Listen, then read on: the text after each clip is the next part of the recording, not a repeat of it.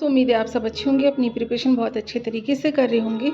आज की क्लास में हम 12th क्लास की जो बुक है ख़याबान उर्दू, उसके MCQs क्वेश्चंस जो हैं पूरी बुक के हम देखने वाले हैं। इससे पहले हम लोगों ने 12th क्लास की जो बुक थी उसके गुलिस्तान अदब, उसके हमने MCQs क्वेश्चंस देखे थे।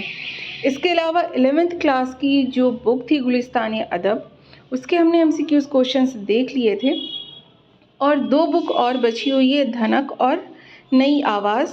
तो उसके MCQs हमने क्वेश्चंस इसलिए नहीं देखे क्योंकि वो स्टेट के सिलेबस में वो बुक शामिल नहीं थी। सिर्फ 11th क्लास की एक ही बुक गुलिस्तानी अदब जो थी वो शामिल थी। इस वजह से हम लोगों ने उसके MCQs क्वेश्चंस एग्ज़ाम से पहले नहीं देखे थे। और जो NCERT की जो बुक्स बची हुई हैं, BPSC का एग्ज़ाम आने वाला है, इसके अलावा UP टेट का एग्ज़ाम होने वाला है, बंगाल में एग्ज़ाम होने वाला है, झारखंड का एग्ज़ाम होने वाला है। तो हम एग्ज़ाम से पहले सारी बुक के MCQs क्वेश्चंस हम सॉल्व करेंगे और इंशाल्लाह चैप्टर वाइज भी हम देखेंगे। तो चलिए आज ख़याबान उर्दू जो है 12th क्लास की बुक, उसके MCQs क्वेश्चंस हम देखते हैं। इसमें पूरी बुक के MCQs क्वेश्चंस हैं।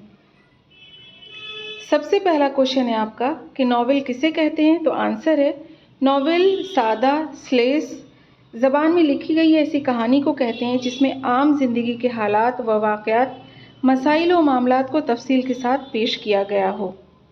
अगला क्वेश्चन है नावल के अज्ज़ाए तरकीबी क्या हैं?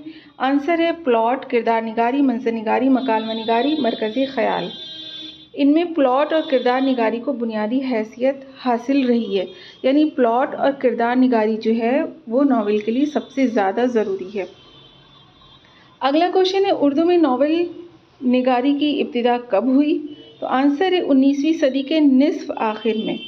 नज़ीर अहमद, रतन नाज सरशार, अब्दुल हलीम शरर, मिर्ज़ा मोहम्मद हादी रसवा उर्दू के अहम नावल निगार कहे जाते हैं। 19वीं सदी के निसफ आखिर का मतलब होता है यानी कि जब 20वीं सदी शुरू होने वाली थी उससे पहले। अगला क्वेश्चन है 20वीं सदी के नावल निगारों के नाम बताइए। इससे पहले आपने देखा उससे जो डिप्टी नज़ीर अहमद, रतन नाज सरशार, ये सब क्या थे? 19वीं सदी के निसफ आखिर के नावल निगार थे। अब है 20वीं सदी के नावल निगारों के नाम। आंसर है प्रेमचंद, अजीज़ अहमद, हयातुल्लाह अंसारी, कृष्ण चंद्र, असमत चुगतई, मुमताज़ मुफ्ती, कुर्रतुल ऐन हैदर, अब्दुल्लाह हुसैन। इसके अलावा शौकत सिद्दीकी, खदीजा मस्तूर, जमीला हाशमी, इंतज़ार हुसैन, काजी अब्दुल सत्तार, जिलानी बानो और जोगिंदर पाल वगैरह जो हैं ये 20वीं सदी के अहम नावल निगार हैं। नेक्स्ट क्वेश्चन है आपका उर्दू नावल पर किस ज़बान के नावलों के गहरे असरात हैं? यानी सबसे ज़्यादा क्या है? मगरिबी नावल, ख़ास तौर पर अंग्रेज़ी और रूसी नावल के असरात हैं। यानी जिस तरीके से अंग्रेज़ी और रूसी रशियन लैंग्वेज में जो नावल्स लिखे गए उनकी तरह ही उर्दू के भी जो नावल्स हैं वो लिखे गए, उन पर उनकी छाप है। अगला क्वेश्चन है प्रेमचंद की पैदाइश और वफ़ात कब हुई? तो आंसर है पैदाइश बनारस के एक गाँव लम्ही में 1880 को हुई और वफ़ात जो है 1936 ईस्वी को हुई थी। तो पैदाइश और वफ़ात अच्छे से याद रखिएगा। नेक्स्ट क्वेश्चन है प्रेमचंद का असल नाम क्या था? आंसर है धनपत राय इनका असल नाम था। प्रेमचंद का पहला कलमी नाम क्या था? तो नवाब राय था। पहले प्रेमचंद जो थे वो नवाब राय के नाम से लिखा करते थे। अगला क्वेश्चन है प्रेमचंद के दादा और वालिद कौन थे? तो दादा गुरसहाय लाल एक पटवारी थे और जो इनके वालिद थे वो अजाइब लाल थे, उनका नाम अजाइब लाल था, जो डाक खाने के मुंशी थे। नेक्स्ट क्वेश्चन है प्रेमचंद की वालदा का क्या नाम था? तो आंसर है आनंदी देवी प्रेमचंद की वालदा का नाम था। नेक्स्ट क्वेश्चन है प्रेमचंद ने कहाँ मुलाजमत की थी उन्होंने, यानी कहाँ उन्होंने नौकरी की थी? तो आंसर है मैट्रिक पास करने के बाद 1899 ईस्वी में बनारस के करीब चिनारगढ़ के एक मिशन स्कूल में असिस्टेंट मास्टर की हैसियत से वो वहाँ पर उन्होंने मुलाजमत की थी। जुलाई 1900 ईस्वी में बहराइच के ज़िला स्कूल में मास्टर की हैसियत से मुलाजिम रहे। तो ये याद रखिएगा कि चिनारगढ़ के एक मिशन स्कूल में तो असिस्टेंट मास्टर की हैसियत से थे वो, लेकिन बहराइच में जो है वो मास्टर थे वहाँ पर। अगला क्वेश्चन है 1902 ईस्वी में प्रेमचंद प्रतापगढ़ क्यों गए थे? तो आंसर है सितंबर में फर्स्ट एडिशनल मास्टर की हैसियत से उनका तबादला हो गया था। ठीक है, यानी बहराइच के बाद से फिर वो कहाँ चले गए थे? प्रतापगढ़ गए थे। अगला क्वेश्चन है कि प्रेमचंद ने इलाहाबाद के ट्रेनिंग कॉलेज में कब दाखिला लिया था? तो 1902 ईस्वी में जो है इन्होंने दाखिला लिया था। अगला क्वेश्चन है 1904 ईस्वी और 1905 ईस्वी में प्रेमचंद कहाँ के जो थे वो मास्टर बनाए गए? तो आंसर है 1904 ईस्वी में इलाहाबाद के एक स्कूल में हेडमास्टर रहे और 1905 ईस्वी में कानपुर के ज़िला स्कूल में मास्टर ये रहे थे।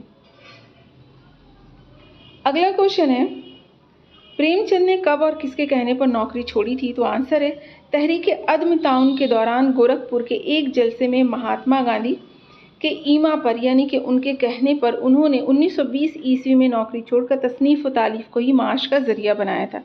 यानी कि उन्होंने नौकरी छोड़कर वो तसनीफ़ व तालीफ़ के ज़रिए ही वो जो थे वो कमाने उमाने का खर्च निकालने का उन्होंने उसको ज़रिया बना लिया था। अगला क्वेश्चन है प्रेमचंद की पहली तसनीफ़ कौन सी है? तो आंसर है 13 साल की उम्र में एक ड्रामा उन्होंने लिखा था मामू का रोमान, और वो लिखा उन्होंने लेकिन वो शाये नहीं हुआ था, लेकिन सबसे पहली जो उनकी तसनीफ़ है यही है यानी कि ड्रामा। अगला क्वेश्चन है प्रेमचंद के इब्तिदाई मज़ामीन और नावल किस में शाये हुए, यानी कि किस अखबार में शाये होते थे? तो आंसर है बनारस के हफ्तावार अखबार आवाज़ खल्क में। और नावल असरार माबिद जो है इनका जो नावल है वो 1903 ईस्वी अक्टूबर से फरवरी 1905 तक इसमें शाये हुआ था। जो सबसे पहला नावल है प्रेमचंद का असरार माबिद वो 1903 से 1905 ईस्वी तक आवाज़ खल्क अखबार में शाये हुआ था। और उस वक्त प्रेमचंद जो थे वो धनपत राय उर्फ नवाब राय इलाहाबादी लिखा करते थे अपनी तहरीरों के साथ। नेक्स्ट क्वेश्चन है कि प्रेमचंद का दूसरा नावल कौन सा है? तो आंसर है हम खुरमा व हम सवाब। खुरमा कहते हैं खजूर को, जो उसको खुरमा भी कहा जाता है, जिसको अक्सर शादियों वगैरह में बांटते हैं, जो गालिबन 1906 ईस्वी में कानपुर से मुंशी दया नारायण निगम ने शाये किया था। अगला क्वेश्चन है महाना रिसाला ज़माना किसने निकाला था? तो आंसर इसका दया नारायण निगम, जिसमें प्रेमचंद के बहुत से मज़ामीन, तबसरे और अफसाने शाये हुए थे। तो याद रखिएगा कि रिसाला कौन निकाला करता था। अगला क्वेश्चन है प्रेमचंद ने नवाब राय के नाम से कब तक लिखा? आंसर है 1910 ईस्वी तक। नेक्स्ट क्वेश्चन है कि प्रेमचंद की कहानियों का पहला मजमूआ कौन सा है? आंसर है सोज़े वतन, जो नवाब राय के नाम से उन्होंने लिखा था लेकिन वो जब्त हो गया था। नेक्स्ट क्वेश्चन है प्रेमचंद के नाम से सबसे पहले प्रेमचंद ने क्या लिखा था? तो है बड़े घर की बेटी, अफसाना है जो रिसाला ज़माना में दिसंबर 1910 ईस्वी में शाये हुआ था। अगला क्वेश्चन है नावल बेवा गौदान और बाजार हुस्न किसके नावल है? आंसर है प्रेमचंद के। गौदान और बाजार हुस्न में शहर और गांव यकजा है। अक्सर जो नावल लिखा करते थे प्रेमचंद उसमें गांव की ज़िंदगी जो है वो किसी नावल में गांव की ज़िंदगी है, किसी में शहर की ज़िंदगी है, लेकिन जो गौदान और बाजार हुस्न जो नावल है इसमें उन्होंने शहर और गांव दोनों की जो ज़िंदगी है उसको एक जगह इकट्ठा करके पेश किया है। अगला क्वेश्चन है नावल बेवा के किरदार कौन कौन से हैं? तो आंसर है इसके जो बुनियादी किरदार हैं वो अमृत राय है, दाननाथ है, पद्री प्रसाद है, लाला बद्री, प्रेमा, कमला, पूर्णा और सुमित्रा वगैरह जो हैं। इसके अलावा मदन मोहन और माधवी भी जो हैं इसके किरदार हैं बेवा के। अगला क्वेश्चन है ड्रामा किसको कहते हैं?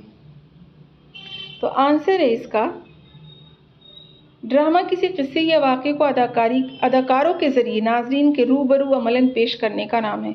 यानी देखने वाले भी लोग हों और दिखाने वाले लोग हों, उनके ज़रिए स्टेज किया जाता है, उसको ड्रामा कहते हैं।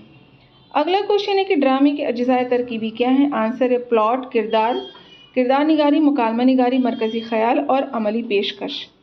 नेक्स्ट क्वेश्चन है ड्रामे को कितने हिस्सों में तकसीम किया गया है? आंसर है 2। एक होता है अलमिया जिसको ट्रेजिडी कहते हैं, दूसरा है तरबिया जिसको कॉमेडी कहते हैं। लेकिन कुछ ड्रामे ऐसे हैं जो अलमिया और तरबिया उसमें दोनों जो चीज़ें हैं वो दोनों पेश की जाती हैं। अगला क्वेश्चन है कि ड्रामे की अक़साम क्या है, यानी अलमिया और तरबिया के अलावा भी जो है वो ड्रामे की और भी अक़साम हैं, जिसमें मेलोड्रामा, फारस, ड्रीम और ओपेरा वगैरह शामिल है। नेक्स्ट क्वेश्चन है कि उर्दू ड्रामे की इब्तिदा कब हुई थी। ये बहुत इंपॉर्टेंट क्वेश्चन है। तो आंसर है इसका 1844 ईस्वी से 1855 यानी 1844 ईस्वी से 1855 ईस्वी के दौरान वाजिद अली शाह की ड्रामाई पेशकश और अमानत व मुदारी लाल की, जो मुदारी लाल है, उनकी इंद्र सभाओं से लखनऊ में जो है ड्रामे की शुरुआत हुई थी। सबसे पहले 1844 और 1855 कौन कौन? वाजिद अली शाह और अमानत व मुदारी लाल। और इन्होंने क्या लिखा था? इंद्र सभाएं लिखी थी, उससे शुरुआत हुई थी। अगला ड्रामे को उरूज कब हासिल हुआ, यानी कि ड्रामा बहुत ज़्यादा तरक्की कब करने लगा? तो आंसर है पारसी स्टेज के ड्रामों के ज़रिए जो है वो ड्रामे को तरक्की हासिल हुई थी।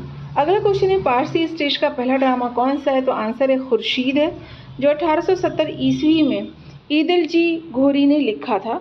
तो ये याद रखिएगा, ईदलजी घोरी का नाम है। अगला क्वेश्चन है आगा हर्ष काश्मीरी की पैदाइश और वफ़ात कब हुई थी? आंसर है पैदाइश इनकी 1876 और 1879, ये एनसीईआरटी की बुक में लिखा है पैदाइश की डेट दोनों। और वफ़ात जो है इनकी बनारस में हुई थी। इनकी पैदाइश जो है वो बनारस में हुई थी और वफ़ात जो है 1931 ईस्वी और 1935 ईस्वी, यानी 1931 और 1935 दोनों डेट जो है वो एनसीईआरटी की बुक में है। अगला क्वेश्चन है कि 1897 ईस्वी में कौन सी ड्रामा कंपनी बनारस पहुंची थी? ठीक है, तो आंसर है इसका अल्फ्रेड जुबली कंपनी। उसके अहम ड्रामा निगार अहसन लखनवी थे, जिनसे आगा हर्ष काश्मीरी की मुलाकात हुई थी। यहीं पर आगा हर्ष काश्मीरी ने अहसन लखनवी से मिलकर कहा था, वहाँ पे ड्रामा पेश किया गया था, तो कि ऐसे तो ड्रामे मैं कई लिख सकता हूँ। उसके बाद से फिर उन्होंने ड्रामे जो है वो ये ड्रामा लिखा था, कौन सा? आफ्ताब मोहब्बत। आगा हर्ष काश्मीरी के पहले ड्रामे का क्या नाम है? तो आफ्ताब मोहब्बत है, जो 1897 ईस्वी में लिखा और बनारस के जवाहर एक्सप्रेस में शाया हुआ था ये। अगला क्वेश्चन है कि आगा हर्ष काश्मीरी सबसे पहले किस ड्रामा कंपनी में रहे, यानी कि उन्होंने किस ड्रामा कंपनी में सबसे पहले नौकरी की थी? तो पहली नौकरी अल्फ्रेड थिएट्रिकल कंपनी में, जिसके लिए उन्होंने पहला ड्रामा मुरीदे शक लिखा था। सबसे पहले जो कंपनी थी अल्फ्रेड थिएट्रिकल कंपनी, जिसके लिए उन्होंने पहला ड्रामा मुरीदे शक लिखा था। अगला क्वेश्चन है कि आगा हर्ष काश्मीरी ने कितने ड्रामे लिखे? तो आंसर है फिल्मी कहानी को शामिल करके उनके ड्रामों की कुल तादाद 38 है, यानी 38 ड्रामे और कहानियाँ दोनों मिलाकर उन्होंने लिखे। अगला क्वेश्चन है आगा हर्ष काश्मीरी के ड्रामों के प्लॉट कितनी तरह के होते हैं? तो आंसर है इसका 3 तरह के जो होते हैं, जो आगा हर्ष काश्मीरी ड्रामे लिखते हैं। अगला है 3 तरह के प्लॉट होते हैं। पहला वो जो मगरबी ड्रामों से माखूज़ हैं, दूसरे वो जो तारीख़ी या नीम तारीख़ी वाक़यात पर मबनी हैं, तीसरे वो जो समाजी और इस्लाही मौज़ूआत पर लिखे गए। अगला क्वेश्चन है आगा हर्ष काश्मीरी का मशहूर ड्रामा कौन सा है? तो यहूदी की लड़की है, जो 1913 ईस्वी में लिखा गया था ये ड्रामा। अगला क्वेश्चन है यहूदी की लड़की में किस वाक़े की बात की गई है?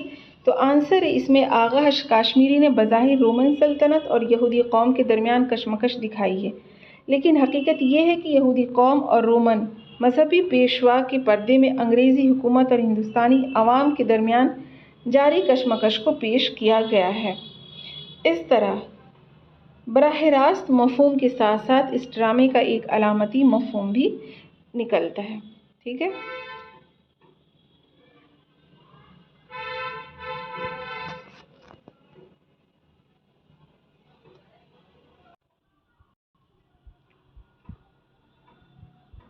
अगला क्वेश्चन है नसीबन और करामत का मज़ाहिया किस्सा किस ड्रामे का हिस्सा है?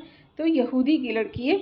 यहूदी की लड़की में एक अलग किस्सा चल रहा होता है और उसके पीछे एक मज़ाहिया किस्सा होता है, जिसमें नसीबन और करामत जो हैं इसके किरदार होते हैं। अगला क्वेश्चन है सल्तनत रोमा में कौन सी कौम आबाद थी? ये ड्रामे का क्वेश्चन है। तो आंसर है रोमन और यहूदी कौम, दोनों कौमें जो थी वो वहाँ पर थी। अगला क्वेश्चन है, मार्कस को किस लड़की से मोहब्बत हुई थी? तो आंसर है हिन्ना से।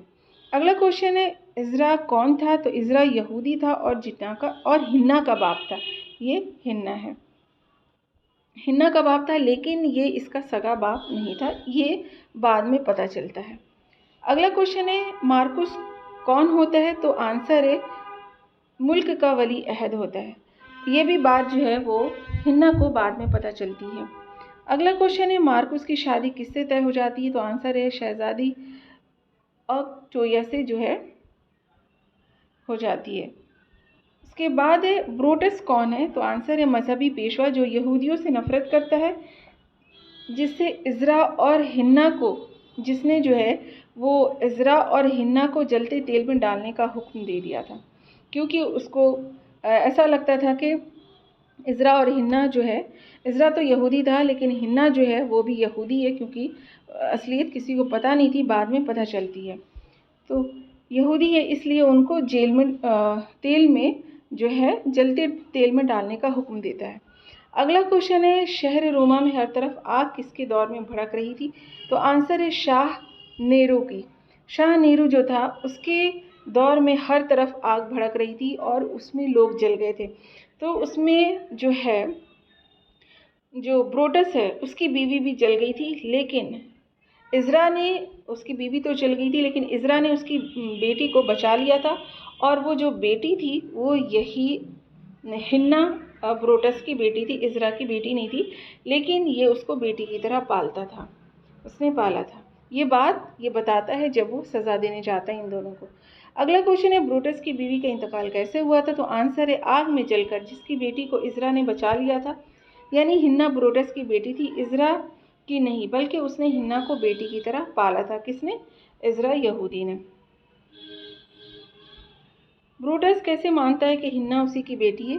तो आंसर है इसका,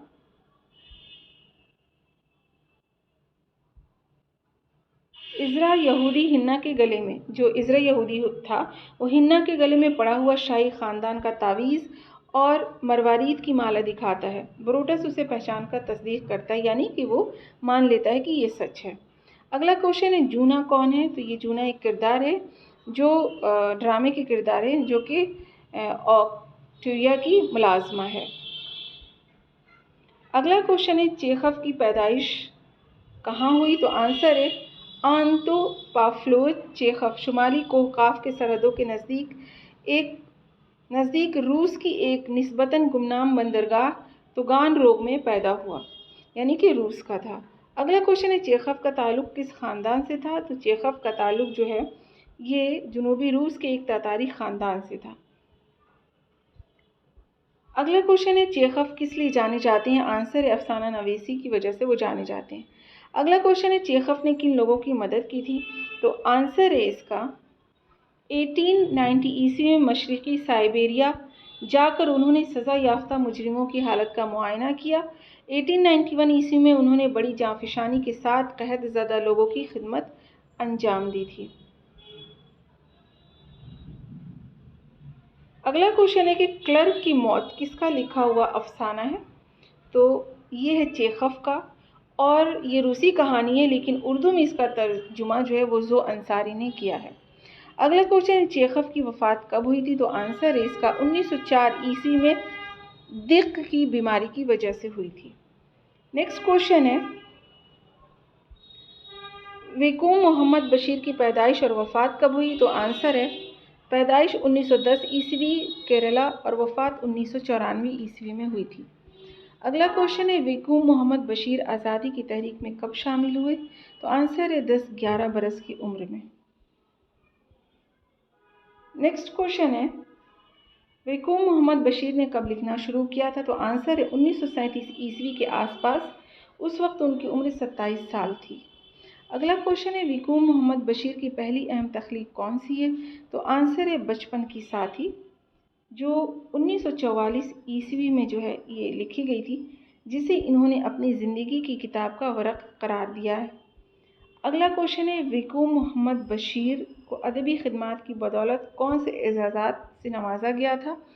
तो आंसर है 1970 ईस्वी में साहित्य अकादमी अवार्ड फेलोशिप मिली थी इनको, और 1982 ईस्वी में हुकूमत हिंद ने पद्मश्री का खिताब दिया था, और